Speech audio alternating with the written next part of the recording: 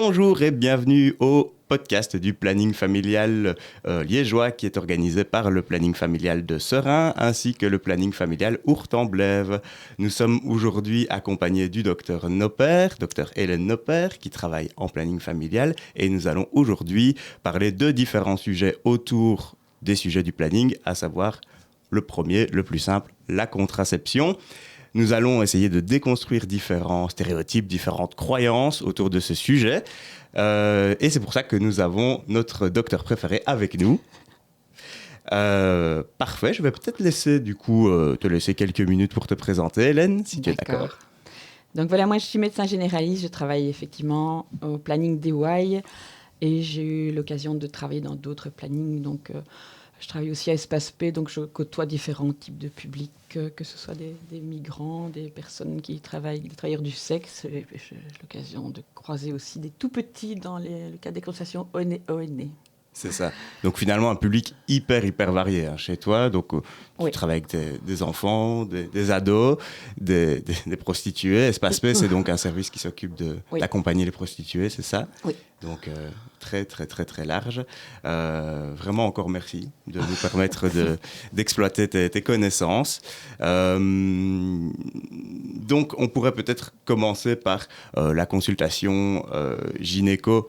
En planning familial, ça se passe comment ? C'est tout simplement sur rendez-vous via on téléphone, on se présente dans un planning familial, quel que soit le planning. On a la possibilité de venir sans que ses parents soient au courant, donc c'est quelque chose de tout à fait confidentiel si on le souhaite. Et on a l'occasion de rencontrer un docteur, généralement femme, mais certains hommes gynécos traînent aussi dans certains plannings. Et donc on a l'occasion de demander plusieurs choses. Et c'est vrai qu'on entend parfois toute une série de croyances, de choses assez marrantes et parfois assez questionnantes aussi autour de la contraception. Alors, peut-être est-ce que déjà d'entrée de jeu, est-ce que déjà il y a quelque chose qui te vient, un truc assez voilà. Moi, je pense que c'est la première consultation gynécologique. De toute façon, je crois que la première fois, il y a énormément de jeunes femmes quand elles sont réglées ou qu'elles ont une première relation sexuelle, n'osent pas venir en gynécologie parce qu'elles pensent qu'on va les examiner. Donc, c'est pas du tout le cas. La première consultation, c'est vraiment pour un petit peu voir quels sont les souhaits, quelles sont les interrogations. Et il n'est pas question de faire un examen d'emblée. Donc, on peut vraiment venir affiner sa demande de contraception ou bien poser toutes les questions qu'on veut par rapport à sa propre normalité ou aux craintes qu'on a. Et ça ne sort pas de la consultation. Il n'y a absolument aucune obligation d'examen. Ça, c'est clair. Et finalement, moi, je me pose un petit peu une question. À partir de quel moment ça devient nécessaire, voire indispensable, de faire un examen ? Alors, l'examen, on le fait de toute façon quand on est d'accord, quand il y a la nécessité réelle.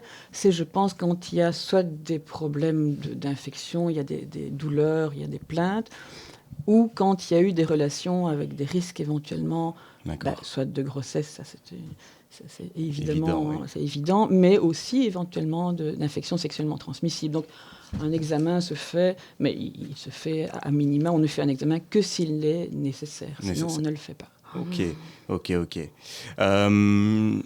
On entend parfois aussi, moi personnellement, qui suis animateur en planning, j'entends parfois dans les écoles, il y a des choses qui ressortent du type « Ah, mais cette jeune fille-là, elle prend la pilule, mais t'imagines, elle a 13 ans, ça veut dire qu'elle le fait déjà, comment ça se fait, etc. » Mais du coup, je pense qu'on peut dire quand même que la pilule, c'est pas que quand on a des relations sexuelles.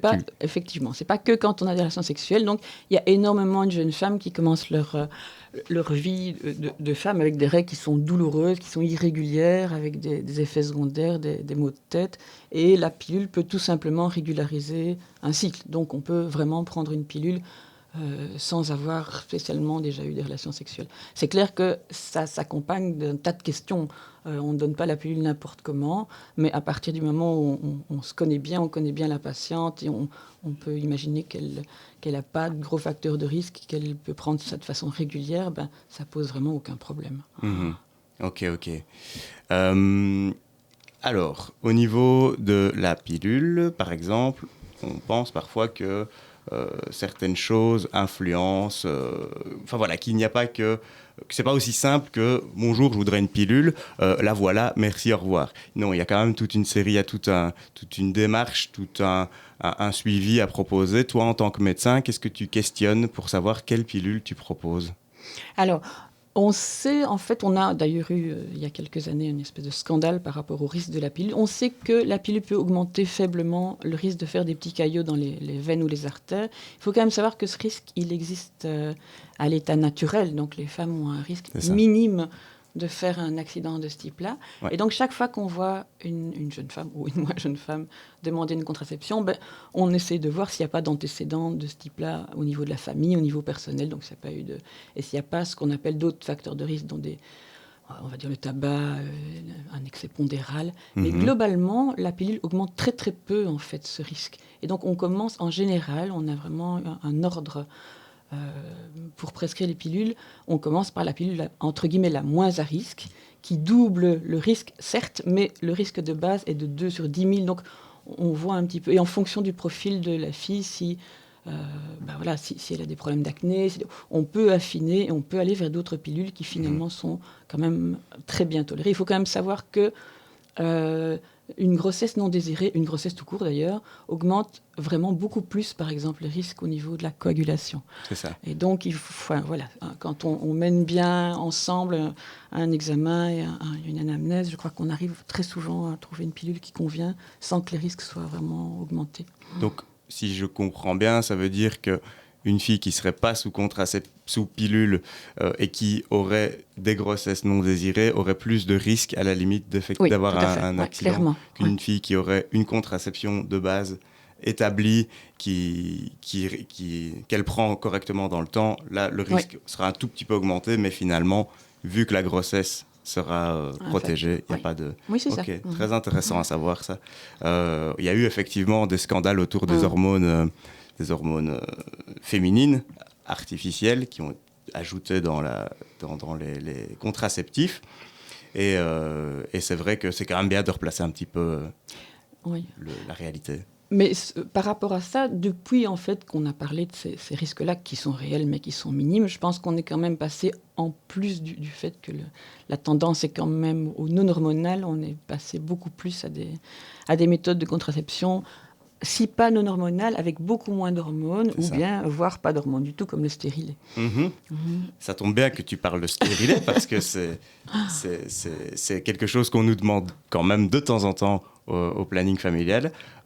Qu'est-ce qu'un stérilet, docteur Nopper? Alors le stérilet, c'est un tout petit... Comment est-ce qu'on va appeler ça? Un tout petit machin, un petit objet, qui comporte la majeure partie du temps, c'est une petite spirale en cuivre en fait, et qu'on pose dans l'utérus. Dans l'utérus, oui. C'est ça. Longtemps, on a cru en fait que ce stérilet ne pouvait pas être placé chez les jeunes femmes qui n'ont pas eu de relations sexuelles, mais c'est faux. On crée maintenant des petits stérilets, et le fait qu'on soit attentif avant, pendant, après le placement fait qu'il y a absolument pas de risque chez les jeunes femmes, ni d'infection, ni de stérilité, comme le nom pourrait laisser croire. C'est ça. En tout cas maintenant. Avant, c'est vrai qu'au début, je pense qu'il y a vraiment... Enfin non, je suis sûre qu'il y a vraiment eu des problèmes d'infection, mais le petit fil qui permet qui dépasse du col de l'utérus était fait dans des matières qui étaient bien plus rustiques que maintenant. C'est ça. Et donc maintenant, si le stérilet est bien placé, dans des bonnes conditions, une vingtaine de jours après le placement, on est prudent les premiers jours, et puis il n'y a absolument plus de problème, et c'est quand même un excellent moyen de contraception à long terme, qui dure en général 5 ans, qu'on peut retirer le stérilet quand on le souhaite, évidemment. C'est ça. Au niveau financier, c'est très accessible. Disons qu'il faut juste se lancer et avoir confiance en ce type de moyen de contraception. Mais c'est un bon moyen de contraception. Et qu'en est-il des règles suite à la pose d'un stérilet? Alors, donc, je parlais des stérilets en cuivre. Les stérilets en cuivre, ça veut dire que il n'y a aucune influence d'hormones quand une femme se fait poser un stérilet. Donc, on se retrouve en cycle qu'on appelle naturel. Alors, la nature, elle est bien ou elle est moins bien. Ça veut dire qu'on ressent à nouveau parfois les douleurs d'ovulation et on est réglé régulièrement. On peut être réglé un peu plus. C'est l'effet secondaire un peu embêtant. Donc, chez les femmes qui ont des règles abondantes et ou douloureuse, c'est vrai qu'on se dirigera peut-être vers un stérilet hormonal. Ok, d'accord. Ça, c'est la deuxième catégorie. C'est ça. Qui peut réduire effectivement à ce moment-là le flux des règles et donc les douleurs. D'accord.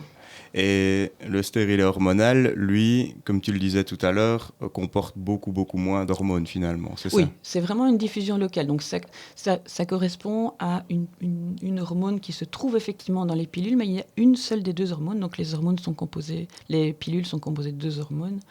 Qui sont peut-être, on peut les citer. Les oestrogènes et les progestatifs. Et donc les stérilets hormonaux, c'est aussi le même principe que le stérilet au cuivre, mais le petit bâtonnet qui était en cuivre d'un côté est un petit bâtonnet imprégné de progestérone en petite quantité. D'accord. Et donc l'action est plus locale. Donc là, en termes de risque, c'est vraiment aussi un moyen de contraception qui comporte très très peu de risques. Ça modifie juste le profil des règles. D'accord. Très bien, très bien. Et ça peut donc se poser chez des adolescentes. Oui, sans problème. Parfait. Et quant à au fait de l'enlever, au fait de le placer et de l'enlever, moi qui suis un homme, je n'y connais rien, est-ce que c'est douloureux? Alors, la pose, on ne va pas se mentir, ça peut vraiment être douloureux. En général, on conseille quand même de prendre des antidouleurs avant.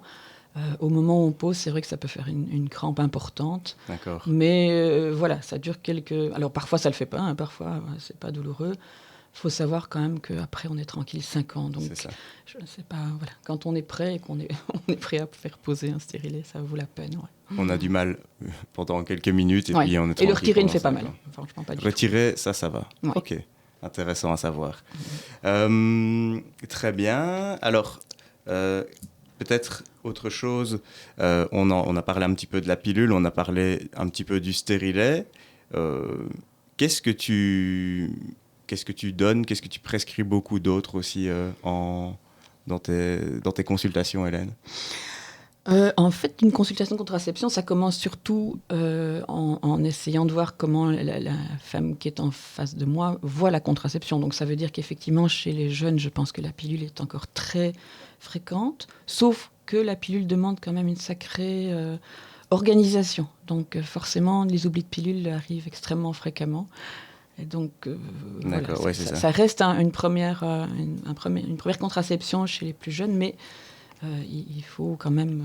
Il faut s'en souvenir. Il faut s'en souvenir. Et donc, il y a d'autres moyens de contraception qui sont quand même assez régulièrement utilisés, notamment chez les jeunes, c'est l'implant. Ah oui. Et donc, l'implant, c'est une espèce de petit morceau de Scooby-Doo, comme ça, un petit morceau de quelques centimètres. En plastique, un peu. En plastique, ouais. Ça. Qu'on insère dans le bras. Et qui va diffuser les hormones pendant 3 ans. C'est un très très bon moyen de contraception. Donc on se rend compte qu'au niveau contraceptif, c'est presque le meilleur, donc c'est quasi du 100%. La seule chose, c'est qu'il y a parfois des effets secondaires qui sont vraiment très embêtants. Donc la diffusion de l'hormone comme ça de façon générale, c'est aussi de la progestérone, peut faire prendre du poids, peut donner de l'acné. Pas chez tout le monde, on dit chez une femme sur 10, mais le tout c'est un petit peu de voir ce qu'on recherche dans une contraception. Si c'est la sécurité, on se dit je suis distraite, je ne veux pas être enceinte, et voilà, on verra ce que ça donne. C'est un excellent moyen de contraception.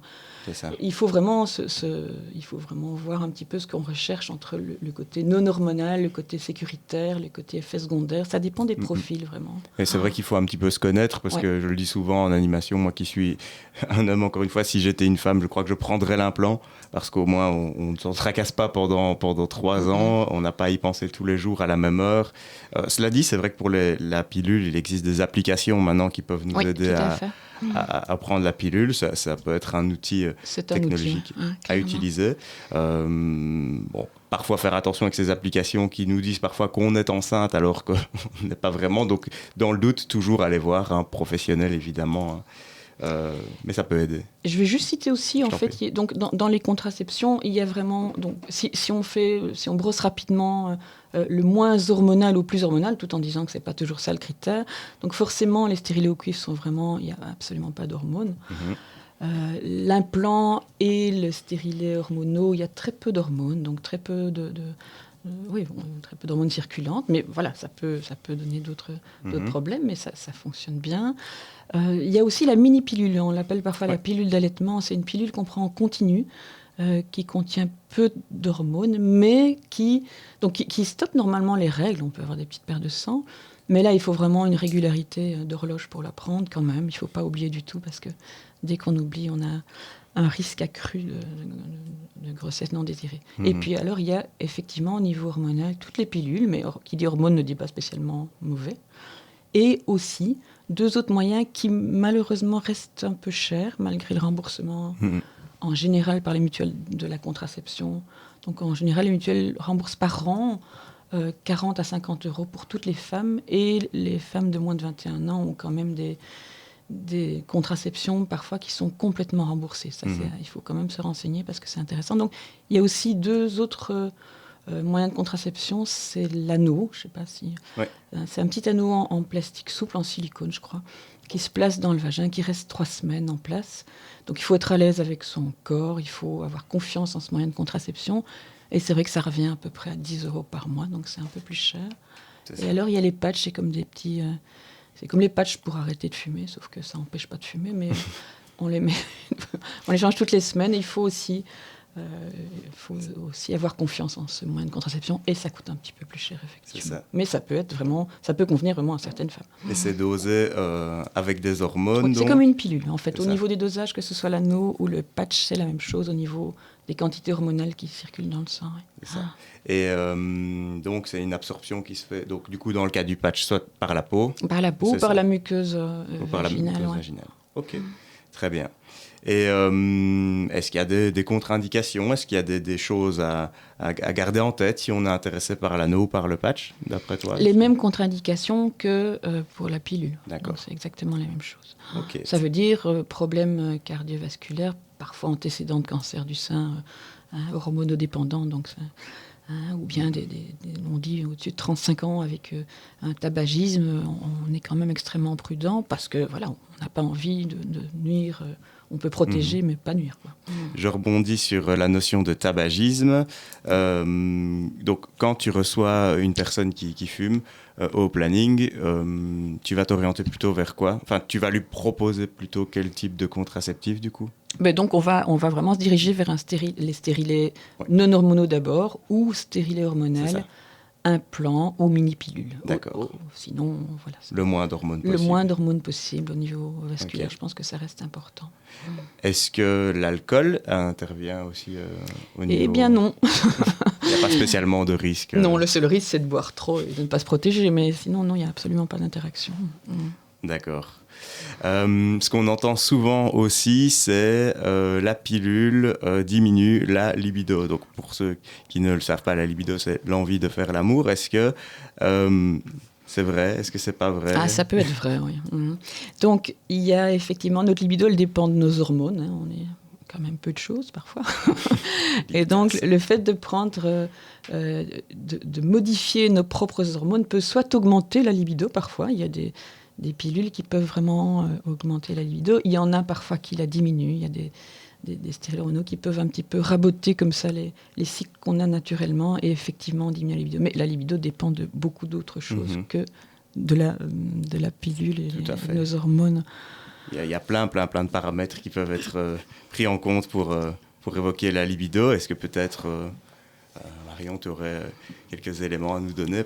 Parler du désir. Oui. En effet, il y a beaucoup d'autres facteurs qui peuvent venir interférer dans le désir et donc l'envie de faire l'amour avec son partenaire. Par exemple, dans la vie, on peut tous, à certains moments, être moins bien, donc être plus fatigué, plus stressé, ou mentalement, ça ne va pas et donc on a moins envie de faire l'amour. Il peut aussi y avoir l'entente dans le couple. Donc tout ça, ça peut aussi jouer sur l'envie. Bien sûr. Également les hobbies qui peuvent prendre plus de place, plus aussi des fois fatigués et donc donner moins envie également. Les projets de vie, par exemple, on a envie d'avoir un enfant, on n'y arrive pas et on essaye et au final, on ne fait plus l'amour que pour essayer d'avoir un enfant et pas vraiment parce qu'on en a envie. Pour le plaisir, oui. Voilà. La confiance en soi aussi ou en l'autre. L'image de nous, ce que notre corps peut... Ce qu'on peut avoir l'impression que notre corps renvoie à l'autre, alors que ce sont des croyances. C'est ça. Le comportement dans la sexualité également. On peut peut-être pas forcément être en adéquation avec les envies de l'autre. Mais également, donc, en parlant de l'autre, il y a également l'image qu'on a de l'autre qui peut des fois aussi changer au cours de la vie. Et donc, on peut être moins attiré par l'autre physiquement à certains moments. Mais également, voilà, tout ce qui se passe à l'extérieur du couple, également dans la famille, les amis ou le travail, ça peut aussi... Un contexte familial compliqué, au travail également, comme tu dis, un licenciement, des situations de harcèlement, tout ça peut influencer sur l'envie, etc. Et c'est vrai que, du coup, là-dessus, on enlève la culpabilité de la pilule qui, du coup, a parfois un peu bon dos. Hein, c'est clair que... et du coup, Marion... Par rapport à ce que tu as expliqué, qu'est-ce qu'on pourrait conseiller à un couple justement qui serait en baisse de libido et qui se questionne ? Venir au planning familial, en parler par exemple. On a des sexologues, des psychologues, des conseillers conjugaux également. C'est ça. Donc finalement, en parler quoi. Voilà. Merci. Parfait. Et du coup, libido qui est parfois aussi conditionné par sa période de règles. Hein, moi, j'entends souvent en animation les règles. Ah, mais non, on fait pas l'amour pendant les règles, c'est dégueulasse, machin. Est-ce qu'il y a un quelconque problème à avoir des relations pendant les règles ? Non. Outre le fait que certains n'ont peut-être pas envie de le faire, que ce soit les filles ou les garçons, quand il y a un contact avec du sang, il n'y a absolument pas de contre-indication. Bon, on va quand même imaginer comme la base, c'est que le sang est quand même porteur d'IST, donc d'infections sexuellement transmissibles. Donc, il y aura un risque accru. Oui, voilà, donc on va peut-être parler un petit peu du préservatif, je me disais, Arnaud. Tout à fait. Parce que c'est quand même une des conditions. C'est ton projet, le préservatif qui reste finalement la seule manière de se protéger efficacement à la fois des grossesses et des IST, donc infections sexuellement transmissibles. On rappelle bien évidemment que le préservatif est disponible gratuitement en planning familial, ainsi que très souvent en centre de jeunes, en mutuelle, dans beaucoup d'endroits, en PMS également, des endroits que les jeunes fréquentent. On peut généralement en obtenir gratuitement. Ils sont disponibles également en pharmacie. Là, effectivement, ils sont payants. Aux distributeurs qui est en face des pharmacies également. Et ça reste finalement peut-être pas si le moyen peut-être le plus rassurant, on pourrait dire, par rapport à la première fois. Ça permet quand même d'avoir aucun doute, je vais dire, la première fois qu'on fait l'amour. Donc finalement, ça reste un excellent moyen. On n'a pas besoin de voir un médecin pour avoir des préservatifs. On peut les acquérir par nous-mêmes. Donc voilà, il y a quand même une facilité à l'obtenir, tout en sachant qu'au planning, évidemment, si vous venez chercher des préservatifs, on ne va pas prévenir vos parents. Ça me semble évident. Pas tout de suite, en tout cas. Tout à fait. Je pense qu'on pourrait aussi parler de la pilule du lendemain. Bien sûr. On la distribue en planning, d'ailleurs. Elle est gratuite en planning familial à l'accueil. Donc, vous vous présentez, vous expliquez un petit peu votre situation. Et en fonction du risque qui a été pris, on peut vous la donner. Qu'est-ce qu'on pourrait... Donc la pilule du lendemain, elle est effectivement disponible aussi sans devoir passer par la case médicale ou bien donc on peut... Mais c'est quand même intéressant. Donc elle est gratuite pour les jeunes femmes, que ce soit en pharmacie ou en planning. Quand il n'y a pas de contraception, le principe c'est de la prendre le plus rapidement possible. Donc il existe 2 sortes de pilules du lendemain. En gros, une qui agit dans les 3 jours, les 72 heures qui suivent une relation non protégée. L'autre dans les 5 jours. J'ai dit quoi ? 3 jours ? 3 jours. L'autre dans les 5 jours. Bref, ça c'est un petit peu en fonction de votre histoire qu'on vous la donnera. L'essentiel, c'est de la prendre très rapidement. Donc le plus rapidement, plus on la prend rapidement, plus elle est efficace. Et donc on peut vraiment aller en pharmacie, on peut vraiment aller en planning et on vous la fournira gratuitement. C'est quand même intéressant d'aller en planning familial parce que c'est un peu l'occasion de faire le point sur sa contraception future. À partir du moment où on utilise une pilule du lendemain, c'est qu'il y a quand même... baleine sous caillou, c'est qu'il y a quand même eu un risque. Et donc, c'est l'occasion de faire le point et au niveau de faire un bilan au niveau de sa contraception future, au niveau de la situation, de l'occasion de parler de la situation dans le couple, si on le souhaite, et éventuellement de faire un dépistage au niveau des infections sexuellement transmissibles. Il faut savoir aussi qu'il existe quand même aussi... on pourrait aussi mettre un stérilet du lendemain. Alors, c'est pas toujours facile d'accès, mais dans les plannings, c'est quand même... possible parfois, et c'est ce qu'il y a de plus efficace. Ok, donc Comment ça se passe, un stérilet du lendemain, du coup? Alors, c'est surtout l'organisation qui est compliquée, mais ça veut dire que dans les 5 jours qui suivent une relation non protégée, la pose d'un stérilet au cuivre permettrait effectivement d'empêcher une grossesse. Oui. Et c'est un double intérêt parce que elle permet du coup d'avoir une contraception à long terme. À long terme, ouais. Du coup, c'est vrai que c'est... Et alors, j'aimerais juste dire que cette pilule du lendemain, elle a été un peu diabolisée au niveau hormonal, mais il n'y a absolument pas de risque à prendre la pilule du lendemain. C'est une hormone qui ne donne pas de problème. La seule chose, c'est que ça peut désorganiser un petit peu le cycle et donc on ne s'y retrouve pas trop bien, mais en termes médicaux, il n'y a pas de risque. C'est ça. Et ce n'est pas, comme on a pu entendre parfois, une bombe hormonale qu'on s'injecte, non, c'est un peu dommage qu'on ait parlé de la pilule du lendemain comme ça, parce que du coup, je crois que ça a un petit peu effrayé et ça Tout à fait. Diminué. Mais on rappelle que la pilule du lendemain n'est pas efficace à 100%. Non. Donc, suite à une prise de pilule du lendemain, on conseillera systématiquement de faire un test de grossesse. 3 semaines plus tard. 3 semaines plus tard. Donc ça, c'est pour les tests urinaires, hein, c'est ça, hein. Oui, tout à fait. On surveille ces règles tout en disant que ça peut un peu modifier le profil des règles. L'idéal étant de faire un test urinaire 3 semaines plus tard. Ouais. C'est ça.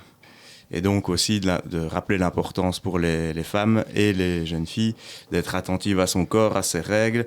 Nous, on conseille très souvent de noter les périodes de règles, etc., pour essayer d'évaluer un petit peu où en est le cycle, etc. Et ça peut être rassurant parfois. Ok. J'en profite aussi pour expliquer qu'au planning familial, on peut trouver des tests de grossesse. Donc, on les fait en général à l'accueil. Donc, test urinaire effectué à l'accueil. C'est en général pas cher, voire gratuit. Et c'est encore une fois confidentiel. Donc, n'hésitez pas s'il y a quoi que ce soit. Ça se trouve également en pharmacie, mais au planning, ça a l'avantage d'être moins cher, voire gratuit, et surtout qu'on a un accompagnement autour si jamais il arrive, si jamais le test... Une orientation. La fiche 2 barres, par exemple. Les fameuses 2 barres. Oui, quelle que soit la décision tout à fait. Est prise. Et justement, si on se retrouve avec une fille enceinte, qu'est-ce qu'on peut proposer au planning, éventuellement ? Alors, il y a en fait, ici, on travaille en région liégeoise, donc on a des centres spécialisés, en tout cas spécifiques, qui permettent de pratiquer l'IVG. Et donc, c'est vrai que dans tous les plannings, soit ce sont des plannings qui pratiquent l'IVG, soit ce ne sont pas des plannings qui pratiquent l'IVG, et on peut tout à fait orienter les femmes vers ces plannings-là. Donc, comment ça se passe là-bas ? Il faut savoir quand même que 80% des IVG sont réalisés en planning familial en Belgique et 20% en mi-hospitalier. C'est ça. Et que l'IVG est accessible à tous. Donc ça veut dire qu'à tous, enfin, donc aussi bien les mineurs que les sans-papiers, que ça reste effectivement confidentiel et que la façon dont ces interventions sont pratiquées, que ce soit par méthode médicamenteuse ou par il y a une autre technique qui se fait. Il y a aussi un suivi qui fait que ce sont des méthodes sûres. Donc, on est dans de bonnes conditions et c'est tout à fait légal. Et le risque de complication est extrêmement faible. Extrêmement faible, d'autant plus qu'il y a un suivi quand même assez rapproché après. Donc, on peut détecter le moindre problème et alors le résoudre en fait avec la femme. Donc, l'IVG est quand même... autorisé en Belgique jusqu'à 13 semaines, 6 jours après la date des dernières règles. Mais voilà, c'est un gros sujet. Ça veut dire qu'à partir du moment où on est orienté en centre IVG, on explique un petit peu. Voilà, on fait une échographie, on discute de la décision, ça permet de... À l'occasion d'un premier rendez-vous, donc, qui n'est pas l'intervention, parce que ça aussi, quand on va au planning, on n'a pas une interruption volontaire de grossesse immédiatement. Évidemment, il y a un premier rendez-vous d'accueil, de concertation, d'accueil, on va dire, dans lequel tu interviens. Comme tu dis, tu fais une échographie, on évalue un petit peu la situation de la personne, et puis il y a 1 semaine de réflexion qui est prévue, et ça, c'est un délai qui est prévu par la loi belge. Donc, qui s'est modifié, donc il y aura une réflexion après, mais pour le moment... Donc voilà, on est en train de réfléchir à la modification de ce délai, mais en tout cas, pour le moment, c'est comme ça que ça se passe. Il y a vraiment un premier contact avec un accueillant qui a été formé à l'écoute, et qui permet un petit peu soi-même de faire le point sur son désir ou pas de grossesse. Donc, et après, il y a une coordination avec les médecins pour prendre en charge la personne de façon plus médicale. Et la collaboration est permanente. Donc avorter ne rend pas stérile. Non. On peut aussi le dire. Hein. C'est clair. Et ça n'a pas de séquelles physiques quelconques. Non. Enfin, hormis peut-être dans les suites, je veux dire les quelques jours qui suivent. Oui, c'est pas simple. Hein. Un avortement, c'est jamais simple, ni dans le corps, ni dans la tête. Mais en tout cas, au niveau médical pur, c'est sûr qu'il y a des contrôles. Et dans tous les plannings, il y a des possibilités, évidemment, de revoir que ce soit les psychologues ou les accueillantes qu'on a eu l'occasion de voir au début, ou d'autres, si l'avortement était difficile à vivre, et qu'on avait besoin d'en parler après. C'est ça. Et les personnes que tu reçois pour des demandes d'avortement, est-ce qu'il y a un profil particulier ou non, c'est vraiment le c'est tout le monde. Hein, oui, on a entre 13 ans et 52 ans, tous les mois, on est susceptible de tomber enceinte. Donc, je ne vois pas pourquoi ça épargnerait une catégorie plutôt qu'une autre. Quel que soit l'âge, son origine, son milieu social. Ça, c'est clair. On a vraiment tout le public. Hein. Ces croyances, c'est ça, au niveau religieux, c'est parfois difficile d'ailleurs pour les personnes qui ont des religions qui s'opposent parce que ça donne des difficultés personnelles importantes. C'est ça. On essaye d'aider. Et justement, dans certaines situations qui sont parfois un peu délicates, notamment quand un membre de la famille, par exemple le compagnon, n'est pas au courant, il y a tout un cadre qui est mis autour de la patiente pour que vraiment ça ne soit pas mis au courant. Ah oui, absolument, c'est vraiment important. Donc le secret est vraiment important. C'est ça. Ça, c'est quelque chose que j'ai remarqué dans le planning. C'est vraiment, on attache énormément d'importance à ça. Mais qui dit secret, le secret c'est un drôle de mot, c'est un mot qu'on n'aime pas en général. Dans ce cadre-là, c'est une protection, c'est vraiment un secret, c'est un accompagnement de la personne qu'on voit avec vraiment une assurance de la protéger, de garder un secret si elle le souhaite. Sinon, c'est elle qui en parle à ses proches. Tout à fait. Est-ce qu'on pourrait peut-être rajouter quelque chose au niveau de l'avortement, tu penses, au niveau de ce dont on vient de parler? Je pense pas. Je pense qu'on a fait le tour.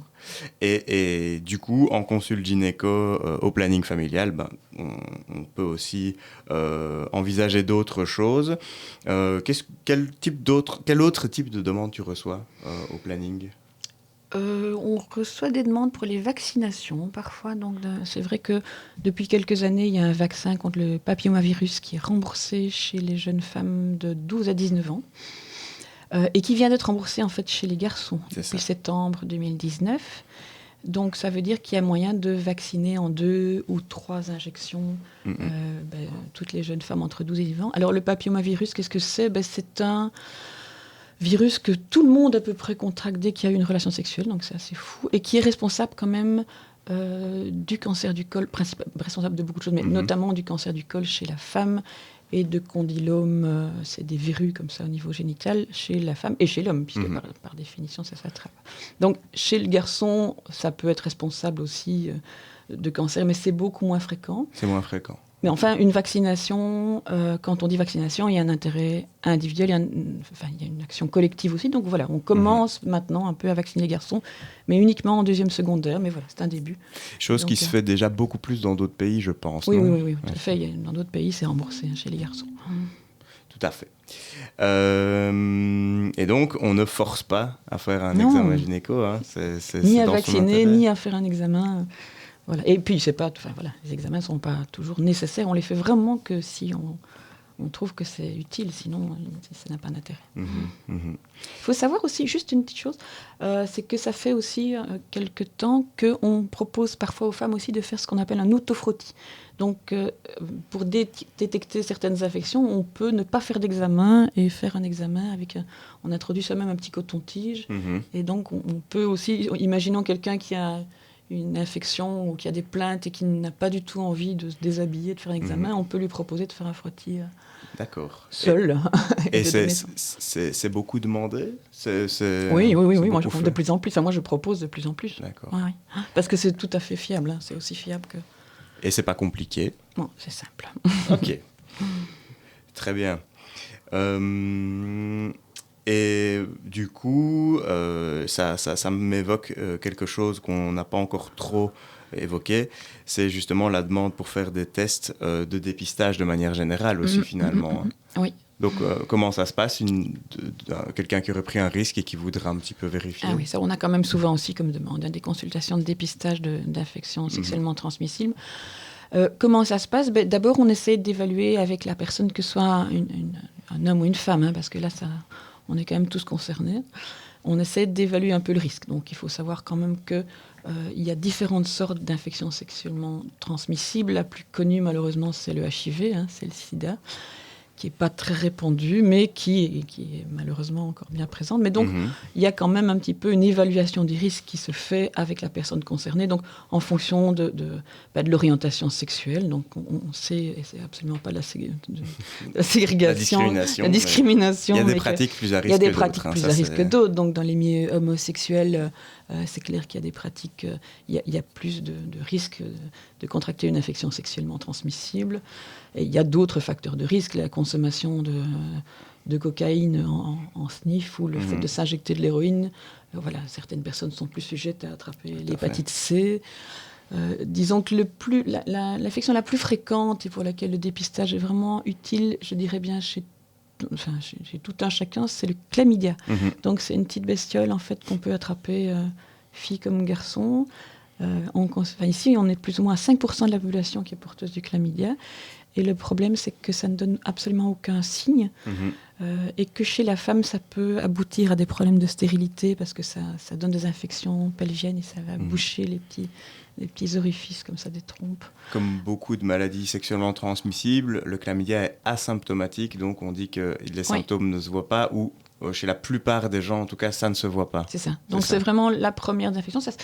Je parlais tout à l'heure de l'autoprélèvement, de l'autofrottis ou lors de l'examen gynéco. Ça, c'est chez les femmes. Chez les garçons, ça se fait par analyse d'urine. D'accord. Et par ailleurs, donc voilà, on propose aussi des prises de sang pour, en fonction du profil de la personne, faire des dépistages de l'hépatite C, de l'hépatite B, du HIV et de la syphilis. Et alors, on revoit les personnes une semaine après pour discuter de leurs résultats. C'est ça. Et avec les éventuels traitements qui doivent tout à fait. obtenir. Oui, il y a quand même beaucoup d'infections qui se traitent.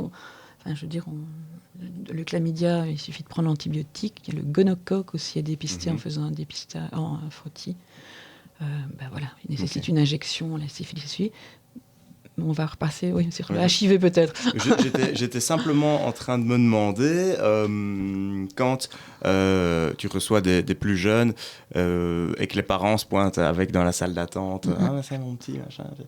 Comment tu gères les parents qui souhaiteraient être un petit peu trop curieux avec leurs enfants et leur vie sexuelle? Mais je les laisse dans la salle d'attente. Donc en général, je m'arrange quand même pour faire monter la fille ou le garçon seul en disant vous tracassez pas, je vous la ramène bientôt. Et en général, il suffit un petit peu d'être persuasif et ça fonctionne, quoi.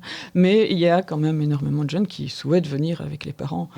Alors après, on se rend compte au fur et à mesure de la consultation que c'était peut-être pas une bonne idée, donc on les fait redescendre. Tout à fait, oui, c'est ça. Donc il y a systématiquement en planning, en tout cas, un moment qui est prévu entre vraiment le jeune et le médecin, de façon à ce que si des choses importantes doivent sortir, qu'elles sortent. Oui. En tout cas, on est attentif à ça, c'est vraiment important. Ok. Je t'en prie, vas-y. Je pensais, c'est parce qu'on parlait tout à l'heure IST et je pensais au HIV. Donc, on parlait qu'est-ce qui peut être guéri, traité ou pas traité. Donc, le HIV, juste, c'est pas le sujet du jour, mais il faut juste quand même savoir maintenant que le HIV reste quelque chose d'extrêmement d'embêtant, de grave. Il faut continuer à se protéger. Donc, on est porteur toute sa vie, mais on ne guérit pas du HIV, mais on peut vraiment avoir un traitement aussi toute sa vie et ne plus le transmettre. Donc il y a maintenant des thérapies à prendre quotidiennement toute sa vie qui font que les personnes qui contractent le HIV, quand on les rencontre et quand on doit faire une annonce, on leur dit toujours c'est un drôle de... Mais on a peur je pense qu'avant, c'était vraiment la peur de mourir. Elle était justifiée. C'était vraiment extrêmement grave. Dans les années 80-90, tout à fait, il y a quand même eu il y a vraiment une épidémie avec des... Maintenant, les traitements existent. Ça veut dire que les gens ne meurent plus du HIV. C'est ça. Avec un traitement régulier, ça ne pose... c'est astreignant, c'est contraignant, mais ce n'est plus quelque chose de mortel, entre guillemets.